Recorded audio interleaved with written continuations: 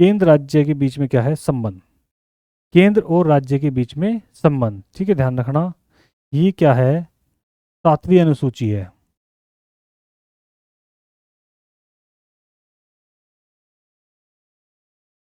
ठीक है, 7वीं अनुसूची में क्या है? शक्तियों का विभाजन।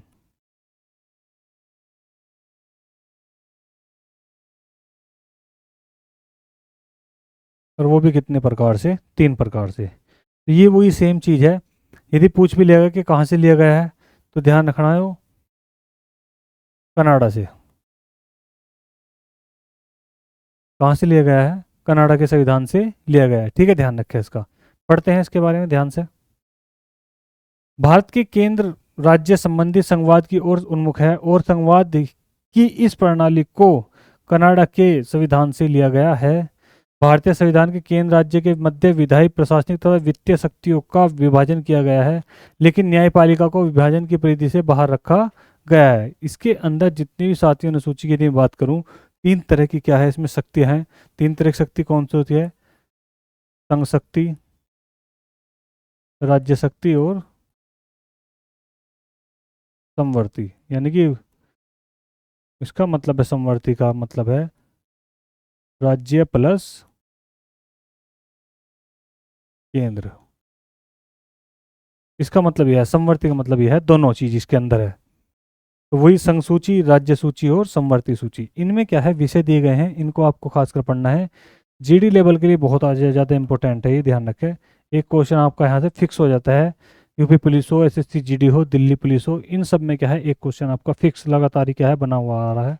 ठीक है, तो यदि बात करें, देखिए भारतीय संविधान की 7वीं अनुसूची में केंद्र एवं राज्य की शक्तियों के बंटवारे से संबंधित 3 सूची दी गई है, जो मैं भी आपको बता रहा था इधर, ये सब वही है। तो संघ सूची, राज्य सूची, समवर्ती सूची। संघ सूची में उन विषयों को शामिल किया है जो राष्ट्रीय महत्व के तथा जिन पर कानून बनाने का एकमात्र अधिकार केंद्रीय विधायिका को है। केवल कौन इस पर, जो संघ सूची है, इस पर जो कानून बनाएगा तो वो कौन बनाएगा? केवल केंद्र, अर्थात संसद को है। इस सूची में कुल 98 विषयों को शामिल किया गया है, जिनमें से प्रमुख है रक्षा, विदेशी मामले, युद्ध, अंतर्राष्ट्रीय संधि, अणुशक्ति। जब मैंने आपको क्या पढ़ाया था, अनुसूचियां पढ़ाई थी, तो वहां पे 7वीं अनुसूची पढ़ा रखी है। वहीं पे आप इसको क्या है, बहुत डिटेल से देख लेंगे। मैंने पूरी डिटेल के साथ आपको क्या है, 7वीं अनुसूची पढ़ाई हुई है, वहां देख लेना भाई इसको अच्छे से।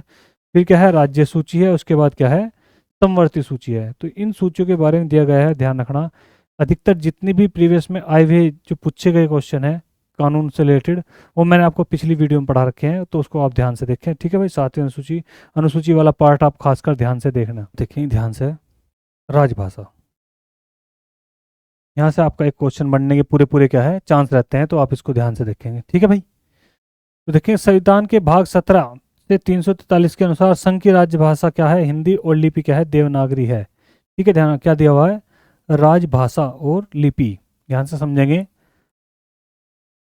राजभाषा एक होती है राष्ट्रभाषा। ठीक है, तो राजभाषा का मतलब है सरकारी कामकाज की भाषा, और राष्ट्रभाषा है पूरे राष्ट्र में बोली जाने वाली भाषा। दोनों में अंतर है। तो यदि मैं हिंदी की बात करूं, तो हिंदी को केवल क्या माना गया है? राजभाषा, ना कि राष्ट्रभाषा। ठीक है, ध्यान रखना। तो हिंदी हमारी क्या है? राजभाषा है, यानी सरकारी कामकाज की भाषा है। राष्ट्रभाषा अभी तक हिंदी नहीं माना गया है। ठीक है, ध्यान रखना। अंग्रेजी को क्या है, कुल 10 साल के लिए चलाया गया था, 10 से 15 साल के बीच तक के लिए, लेकिन वो आज तक भी क्या है, ऐसे कैसी है। ठीक है, तो अनुच्छेद, भारतीय संविधान के अनुच्छेद 344 में राष्ट्रपति को राजभाषा से संबंधित कुछ विषयों में सलाह देने के लिए एक आयोग की नियुक्ति का प्रावधान है। राष्ट्रपति ने इस अधिकार का प्रयोग करते हुए 1955 में श्री बीजी खरे की अध्यक्षता में प्रथम राजभाषा आयोग का गठन किया। इस आयोग में 1956 में अपना प्रतिवेदन किया है ना, ध्यान रखना। और संविधान की 8वीं अनुसूची के अनुसार निम्न भाषाओं में राजभाषा से मान्यता प्राप्त है, जो इस प्रकार है। टोटल कितनी है? तो ध्यान रखें, 22 भाषाएं। ठीक है, वर्तमान में कितनी है भाई? 22 भाषाएं। मूल में कितनी थी? तो कितनी थी ये बताना। ठीक है, तो मूल में कितनी थी? 14, वर्तमान में कितनी है? 22। जोड़ी गई कितनी होगी? तो वो कितनी है? 8। जोड़ी गई भाषाएं कितनी है? 8। ठीक है, ध्यान रखना। 1967 में संविधान के किस संविधान से सिंधी को जोड़ा गया था? फिर 71वें संविधान द्वारा मणिपुर, कोंकणी, नेपाली को जोड़ा गया था। ठीक है, ये ध्यान है। ये सारी की सारी क्या है? जोड़ी गई थी। इनको आपको मैंने अच्छे से पढ़ा रखा है, ये भी सब अनुसूची में ही है। ठीक है, इसका ध्यान रखें। नेक्स्ट देखिए, राज्य की भाषा संविधान के अनुच्छेद 345 के अधीन प्रत्येक राज्य के विधानमंडल को यह अधिकार दिया गया है कि वह 8वीं अनुसूची के अंतर्गत भाषाओं में से किसी एक या अधिक को सरकारी कार्यों के लिए राज्य की सरकारी भाषा के रूप में अंगीकृत कर सकता है, किंतु राज्यों के परस्पर संबंधों में संघ तथा राज्यों के परस्पर संबंधों में संघ की इस राजभाषा को ही परिकृत भाषा माना जाएगा। ठीक है, ध्यान, राजभाषा की बात है। राष्ट्रभाषा की भाषा आपको कहीं भी देखने के लिए नहीं मिलेगी। ठीक है, उच्चतम और उच्च न्यायालयों के विधानमंडलों की भाषा संविधान में प्रावधान किया गया है कि जब तक संसद द्वारा कानून बनकर अन्यथा प्रावधान न किया जाए तब तक उच्चतम न्यायालय, उच्च न्यायालयों की भाषा क्या होगी? अंग्रेजी होगी। ठीक है, ध्यान रखना। ये संसद द्वारा राज्य विधानमंडलों द्वारा पारित कानूनी अंग्रेजी में ही होंगे। इस पूरा का पूरा वाद विवाद जितना भी होगा वो किस में होगा? अंग्रेजी में होगा। ठीक है, ये चीजें ध्यान रखें आप। तो अब पढ़ेंगे आपात उपबंध के बारे में। ठीक है, आपात उपबंध जो है वो कितने हैं? 3 प्रकार है। कितने प्रकार है भाई? 3। कौन कौन से हैं? वही अपना राष्ट्रीय आपात,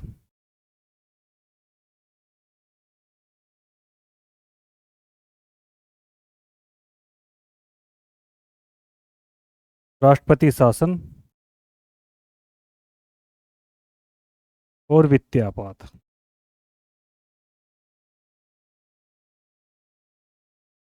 आर्टिकल है इनके 352,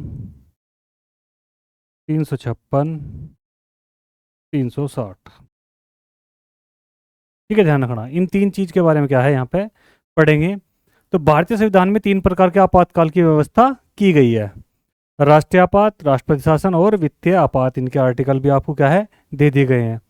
तो राष्ट्रीय आपात 352, इसकी घोषणा निम्न में से किसी भी आधार पर राष्ट्रपति के द्वारा की जाती है। आधार क्या है? युद्ध हो, बाह्य आक्रमण हो, सशस्त्र युद्ध। यानी कि राष्ट्रीय मतलब देश पर यदि कोई भी क्या है? आपात, आपात यानी कि आफत, है ना। यदि राष्ट्रीय पर क्या है? कोई भी आपात आएगी तो उस स्थिति में क्या है? जो इसके लिए जो जारी करेगा इसको, वो कौन है? राष्ट्रपति। वो क्या हो सकता है?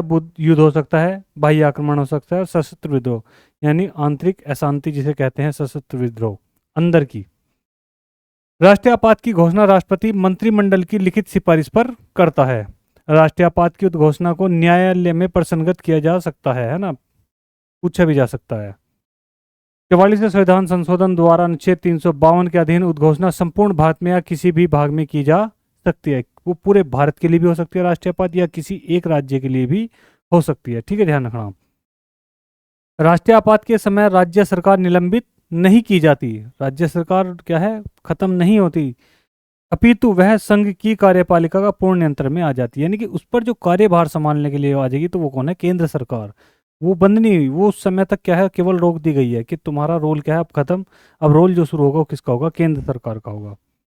आगे देखेंगे, राष्ट्रपति की गई आपात की घोषणा 1 माह तक प्रवर्तन में रहती है, और यदि इस दौरान इसे संसद के 2/3 बहुमत से अनुमोदित करवा दिया जाता है तो वह 6 माह में प्रवर्तनता तक रहती है। यदि इसे पुनः एक बार में 6 महीने तक बढ़ा सकता है। यदि ये साधारण है, यदि साधारण सी बात है तो कितना बढ़ाया जा सकता है? 1 माह। यदि इसको फिर से बढ़ाया जाए तो 6 माह, और फिर कितना है? 6 माह। ये इसकी क्या है? कंडीशन है। ठीक है, ध्यान जो इसमें बताई हुई है, और कुछ नहीं है। यदि लोक सेवा, चलो मैं इसको वैसे बता देता हूँ, ध्यान से यहाँ देखेंगे।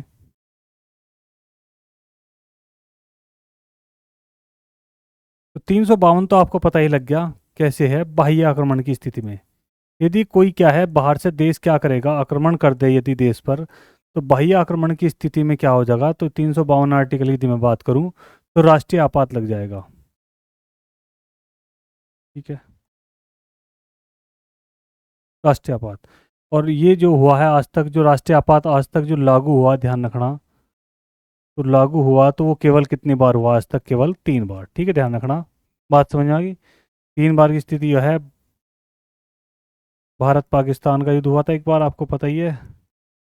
एक बार भारत चीन का युद्ध है। और एक बार क्या है, आंतरिक विद्रोह हुआ था अपना शांति के लिए, जिसे भारत बांग्लादेश में भी जोड़ दिया है, भारत पाकिस्तान में भी जोड़ दिया है। बांग्लादेश की कंडीशन थी जब वो क्या था, पूरी पाकिस्तान था, उस समय की स्थिति की बात है वो। यदि मैं बात करूँ राष्ट्रपति शासन, राष्ट्रपति शासन, तो राष्ट्रपति शासन जो है वो कितना है? 356। आर्टिकल कितना है? 356 है आर्टिकल। ठीक है, ध्यान रखें। 356 में क्या है कि यदि इसको पूछ लिया जाए कि लागू किया जाता है, अब तक भारत में कितनी बार लागू हो चुका, तो लगभग 120 बार। लगभग कितना? 120 बार। ठीक है, ध्यान रखना।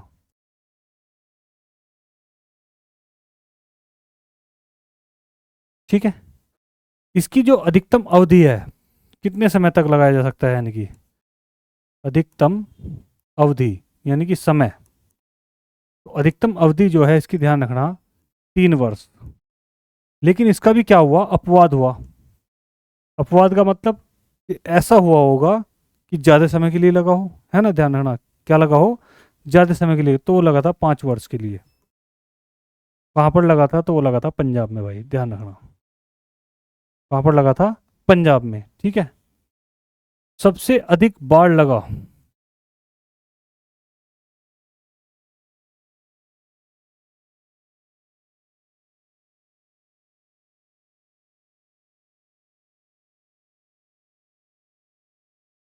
यानी कि जिस राज्य में सबसे अधिक बाढ़ लगा वो राज्य है, नहीं है ना, सबसे अधिक बाढ़ लगने वाला राज्य है, तो वो कौन सा है? ध्यान रखना। इसमें आपको दो नाम मिलेंगे, यूपी प्लस पंजाब। उत्तर प्रदेश और पंजाब लगभग कितना? 10-10 बार। 10-10 बार इनमें क्या है, लग चुका। और सबसे कम,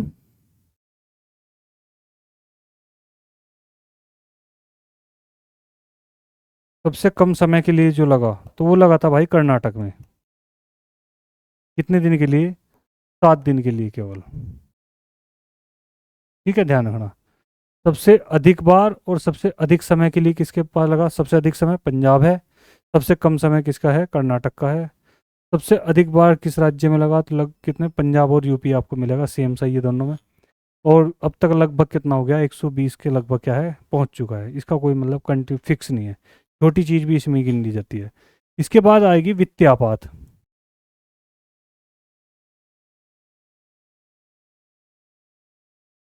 वित्तीय आपात है 360। ठीक है। वित्तीय आपात में ध्यान रखना,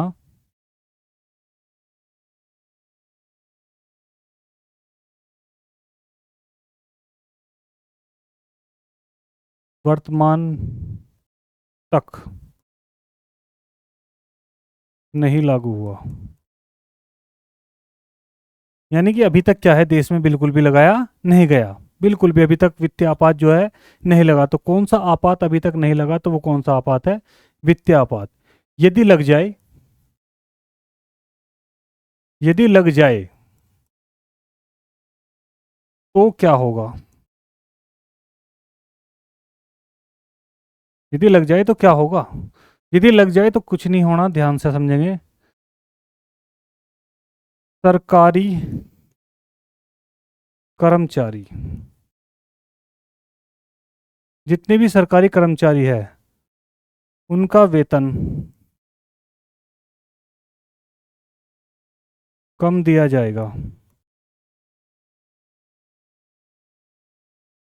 या रोक लिया जाएगा।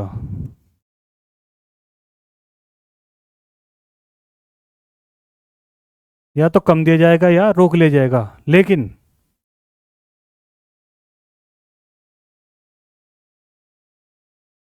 ऐसी स्थिति में,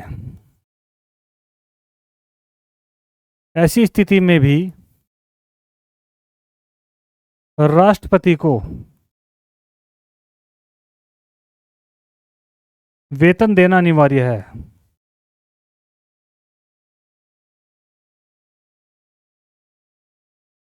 वो भी कैसा? Without tax. उस पर भी कोई टैक्स बिल्कुल भी लगाया नहीं जाएगा। ठीक है, ध्यान रखना। यदि वित्तीय आपात आज तक नहीं लगा, लेकिन फिर भी अगर लग गया तो क्या होगा, तो सरकारी कर्मचारी जितने भी है अपने, तो उनका वेतन क्या है, कुछ करके कम करके दे दिया जाएगा, या फिर क्या कर लिया जाएगा, 1 महीने या 2 महीने उसको क्या है, रोक लिया जाएगा। लेकिन यदि वित्तीय आपात लग जाए तो ऐसी स्थिति में पूरा वेतन किसको देना अनिवार्य है, तो वो है राष्ट्रपति, और वो भी विदाउट टैक्स। उस पर उस समय भी कोई भी टैक्स नहीं लगेगा, ना ही उसे कम किया जाएगा, ना ही उसे रोका जाएगा। एक आदमी, एक राष्ट्रपति ही ऐसा होगा उस समय में जिसको वेतन दिया ही जाना अनिवार्य है। ठीक है, ध्यान रखना। ये आपकी क्या है, आपात स्थिति है। ये सब चीज ये लिखी हुई है। ठीक है। वित्तीय आपात का प्रभाव, उच्चतम न्यायालय, उच्च न्यायालय के न्यायाधीश और संघ तथा राज्य सरकारों के अधिकारियों के वेतन में कमी की जा सकती है। राष्ट्रपति आर्थिक दृष्टि में किसी भी राज्य सरकार को निर्देश दे सकता है। राष्ट्रपति को यह अधिकार प्राप्त हो जाता है कि वह राज्य सरकारों को यह निर्देश दे कि राज्य के समस्त वित्त विधेयकों उसकी स्वीकृति में विधानसभा में प्रस्तुत किए जाएं। पूरी कंडीशन, कुछ भी हो सकता है उस समय पे। ठीक है, ध्यान रखना। लेकिन एक आदमी आपको बता ही दिया मैंने कि उसको क्या है, देना अनिवार्य है भाई। तो राष्ट्रीय चिन्ह, राष्ट्रीय ध्वज, राष्ट्रीय गान, राष्ट्रीय गीत, इनके बारे में पढ़ेंगे ध्यान से। ठीक है।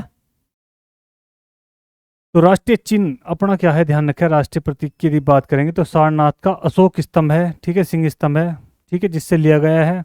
और इसे कब अपनाया गया था, सबसे बड़ी बात तो यही है कि इसको जो अपनाया गया था वो 26 जनवरी 1950। ये चीज़ रह गई थी हमारी, जब संविधान बन के तैयार हो चुका था तो ये चीज़ रह गई थी क्या, कि अपनी एक क्या है, पहचान होनी चाहिए, है ना। एक क्या है, अपना राष्ट्रीय चिन्ह होना चाहिए। राष्ट्रीय चिन्ह,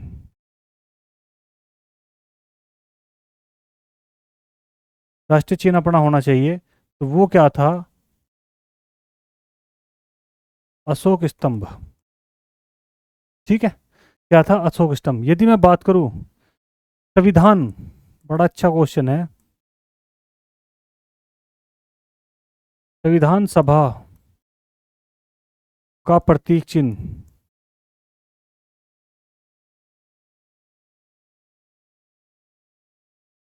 तो वो क्या था, वो ध्यान रखना, वो क्या था, हाथी।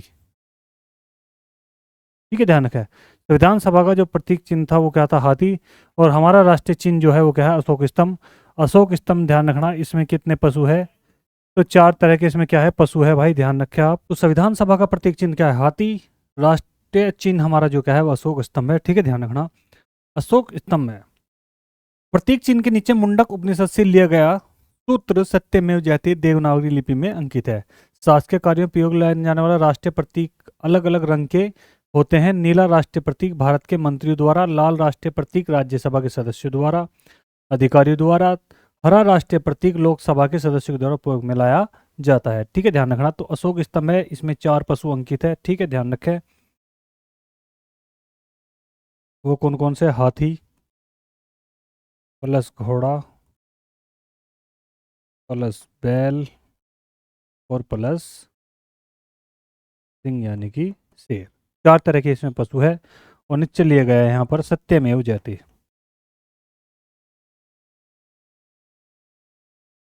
ठीक है, जो कहाँ से लिया गया है, उपनिषद से लिया गया है, वो उसका नाम है मुंडक उपनिषद।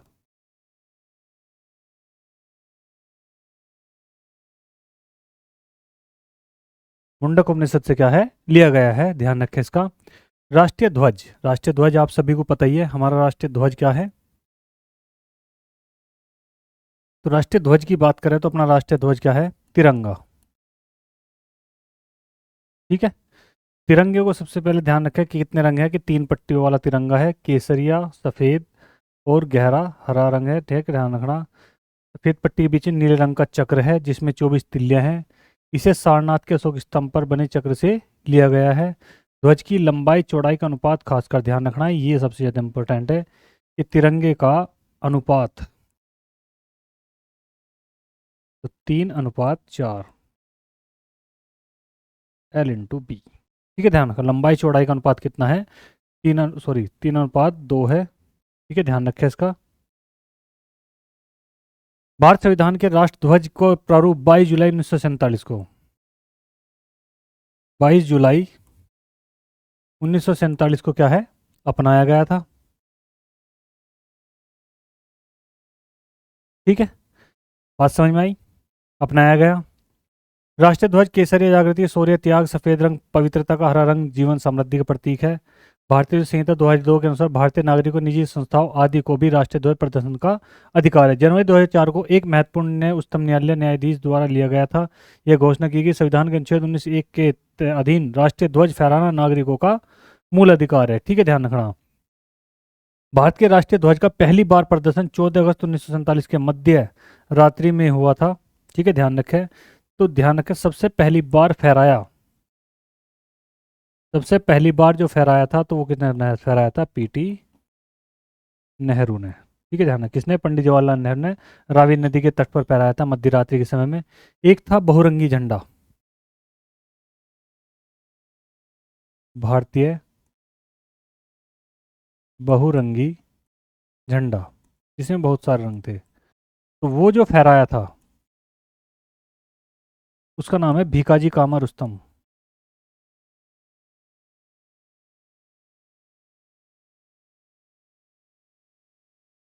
भीकाजी कामा रुस्तम ने कहाँ पर फहराया था भाई? जर्मनी में। जर्मनी का भी एक शहर था जिसमें फहराया था, तो उसका नाम था स्टुटगार्ड। स्टुटगार्ट उसका क्या था? नाम था, जहाँ पर क्या था? बहुरंगी झंडा फहराया था। जर्मनी का भी कौन सा शहर था? वो स्टुटगार्ट था। जो शहर था उसका नाम क्या था? स्टुटगार्ट। ठीक है, ध्यान रखें। ये भी आपके लिए क्या है? बहुत ज़्यादा इंपॉर्टेंट है कि भारतीय बहुरंगी झंडा जो पहली बार फहराया गया था तो वो किसने? भीकाजी कामा रुस्तम ने फहराया था। कहाँ पर? जर्मनी का एक शहर था स्टुटगार्ट, वहाँ पर। यदि बात करेंगे तिरंगे की, कि तिरंगे को जो फहराया था सबसे पहली बार किसने फहराया था? पंडित जवाहरलाल नेहरू ने फहराया था। ठीक है, कहाँ पर? रावी नदी के तट पर, लाहौर में। वो भी कहाँ पर? लाहौर में। ठीक है, संविधान लागू होने से पहले ही क्या है, इसको फहरा दिया गया था, उसने फहराया था। ठीक है, ये भी अच्छा है। और दूसरा है झंडा समिति।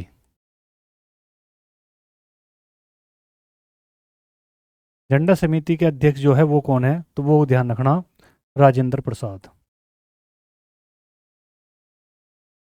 ऐसे भी लिखा मिल सका है तदर्थ, तदर्थ झंडा समिति, तो वो कौन है? राजेंद्र प्रसाद। इसके बाद में एक नाम और जुड़ा है, वो है जेबी कृपलानी। लेकिन अगर वहां पर ऑप्शन में राजेंद्र प्रसाद होगा तो प्राथमिकता किसको? फर्स्ट। ये क्या है? Second number. ठीक है, ध्यान रखना, ये चीज़ें खासकर ध्यान रखें, एग्जाम में हम यहीं पे आके फंस जाएं कि राजेंद्र प्रसाद भी और जेबी कृपलानी है। लेकिन अगर राजेंद्र प्रसाद है तो सबसे पहले राजेंद्र प्रसाद, अगर वो नहीं है तो जेबी कृपलानी। ठीक है, ध्यान रखना। बात समझ में आ गई दोस्तों? ध्यान होना चाहिए आपका बहुत अच्छे से। दूसरा है झंडा गीत। ये भी हमें पता होना चाहिए। झंडा गीत, तो वो कौन सा है? वो है विजय विश्व तिरंगा प्यारा।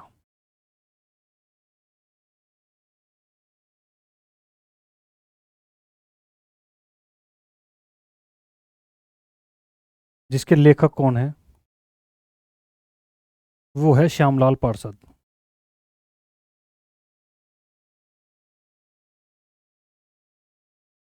ठीक है, ध्यान रखना, श्यामलाल पार्षद इसके क्या है?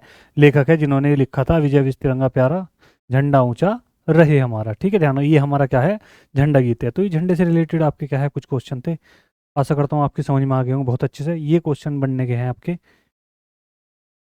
चलिए राष्ट्रीय गान देखते हैं अब। ठीक है, तो रविंद्रनाथ ठाकुर द्वारा रचित जन गण मन को संविधान सभा ने 24 जनवरी 1950 ईस्वी को भारत का राष्ट्रगान स्वीकार किया। इसके गायन का समय जो है वो कितना है? 52 सेकंड है, तथा संक्षिप्त अवधि कितनी है? 20 सेकंड है, जिसमें इसकी प्रथम और अंतिम क्या है? पंक्तियां गाई जाती है। यह सर्वप्रथम 27 दिसंबर 1911 को, बिल्कुल बहुत अच्छे से बताया गया, भारतीय कांग्रेस के कोलकाता अधिवेशन, किसकी अध्यक्षता में? पंडित बिशन नारायण दत्त की अध्यक्षता में गाया गया था। इसे रविन्द्रनाथ ठाकुर ने 1912 ईस्वी में तत्वबोधनी सभा में भारत भाग्य विधाता शीर्षक से प्रकाशित किया, तथा 1919 में मॉर्निंग सॉन्ग ऑफ इंडिया के नाम से अंग्रेजी में अनुवाद किया। राष्ट्रगान के वर्तमान संगीत में धुन को दबाने बनाने का जो श्रेय है वो किसका है? कैप्टन राम सिंह ठाकुर को है। ठीक है, ध्यान रखना, बहुत बढ़िया से समझा दिया गया सब कुछ, सारी बातें इसमें दे दी गई। ठीक है, ध्यान रखें राष्ट्रीय गान की। ठीक है, तो राष्ट्रीय गान अपना समझ में आ गई होगी अच्छे से आपके। राष्ट्रीय गान लेखक अपने टैगोर साहब या ठाकुर साहब। ठीक है, ध्यान रखना। समय 52 सेकंड। संक्षिप्त समय 20 सेकंड। ठीक है, ध्यान रखना 20 सेकंड। पहली बार गाया, ये सबसे ज़्यादा इंपॉर्टेंट है आपके लिए, ये पहली बार गाया तो कब गाया था? 1911 में कलकत्ता अधिवेशन में, और थर्ड दिल्ली दरबार के समय। थर्ड दिल्ली दरबार के समय में गाया गया था, जब क्या है कि जॉर्ज पंचम और उसकी वाइफ मैरी भारत घूमने के लिए आई थी। तीसरा बार दिल्ली दरबार लगाया गया था, उस समय पहली बार राष्ट्रीय गान को गाया गया था। ठीक है, उनके स्वागत में। तो किसके स्वागत में गाया गया ये भी आपसे पूछा जा सकता है। तो उसके स्वागत में गाया गया था किसके? जॉर्ज पंचम। जॉर्ज पंचम के स्वागत में क्या है इसको गाया गया था। बात समझ में आ गई दोस्तों? बहुत अच्छे से। चलिए आगे देखते हैं। यदि मैं राष्ट्रीय गीत की बात करूं, यहां देखेंगे ध्यान से। राष्ट्रीय गीत बंकिम चंद्र चटर्जी के उपन्यास आनंद मठ में उन्हीं के द्वारा रचित वंदे मातरम को राष्ट्रीय गीत के रूप में 26 जनवरी 1950 को स्वीकार किया गया। 26 जनवरी नहीं है भाई, ये भी 24 जनवरी है, मिस्टेक है भाई ये। राष्ट्रीय गीत और राष्ट्रीय गान दोनों 24 जनवरी को अपनाए गए थे। 1950 को स्वीकार किया। इसे सर्वप्रथम 1896 ईस्वी में भारतीय राष्ट्रीय कांग्रेस के अधिवेशन, जिसकी अध्यक्षता किसने की? रहीमतुल्लाह सियानी ने की थी, में गाया गया था। इस गीत को गाने का समय 1 मिनट 5 सेकंड या 1 मिनट 6 सेकंड इसको लिखा जा सकता है। फिक्स टाइम नहीं है, 1 मिनट 6 सेकंड का इसका क्या है टाइम है। ठीक है, किसी भी व्यक्ति को राष्ट्रीय गीत गाने के लिए बाध्य नहीं किया जाएगा। भारतीय संस्कृति जैसे प्रारंभ जो है किससे होता है? जनगण मन से, और समापन होता है किससे? वंदे मातरम से। ठीक है, तो वंदे मातरम जो लिया गया है, ये पूछा जाता है कि हमारा राष्ट्रीय गीत कहाँ से लिया गया है? तो राष्ट्रीय गीत यानी कि वंदे मातरम। और जो लिया गया है वो कहाँ से लिया गया है? एक पुस्तक है आनंद मठ, किसकी है? बंकिम चंद्र चटर्जी की पुस्तक है, वहां से क्या है इसको लिया गया है। ठीक है, ध्यान रखना भाई। राष्ट्रीय कैलेंडर की बात करेंगे। राष्ट्रीय कैलेंडर ग्रिगोरियन कैलेंडर के साथ देश भर के शक संवत पर आधारित पंचांग को सरकारी प्रयोग के लिए 22 मार्च 57 को अपनाया गया। इसका पहला महीना चैत है, चैत यानी कि अप्रैल। ठीक है, बात समझ में आ गई? अप्रैल से, सॉरी मार्च से। यह सामान्यतः सामान्य वर्ष के 21 मार्च को, एक लीप वर्ष में 22 मार्च को प्रारंभ होता है। राष्ट्रीय अपना जो पुष्प है वो क्या है? कमल है। राष्ट्रीय पक्षी क्या है अपना? मोर है। राष्ट्रीय पशु अपना क्या है? बाघ है। राष्ट्रीय फल क्या है अपना? आम है। राष्ट्रीय वृक्ष क्या है? बरगद है। दिल्ली पुलिस वाले ध्यान देवे भाई यहाँ पे, दिल्ली पुलिस वाले खासकर ध्यान देवे, जो दिल्ली पुलिस की तैयारी, तो वो इस नाम को खासकर ध्यान रखे भाई। उनके लिए मैं बता दूं अच्छे से, इन नामों का खासकर ध्यान रखें, यही आपको वहां मिलेंगे। कि भारतीय राष्ट्रीय पुष्प का वैज्ञानिक नाम क्या है, ये आपसे क्वेश्चन पूछा जाएगा, तो ध्यान रखना। नेलम्बो न्यूसीफेरा गार्डन इसका क्या है? नाम है, इसका ध्यान रखें। राष्ट्रीय पक्षी क्या है? पावो क्रिस्टेस बोला जाता है। ये आपको ध्यान रखना, खासकर किसको? दिल्ली पुलिस वाले बच्चे हैं जितने हैं, उनको खासकर ध्यान रखना है। ठीक है भाई। राष्ट्रीय वृक्ष अपना क्या है? बरगद है। राष्ट्रीय जलीय जीव क्या है? डॉल्फिन है, मछली। ठीक है, इसका भी ध्यान रखें। ये सब चीजें क्या है? अपने हैं।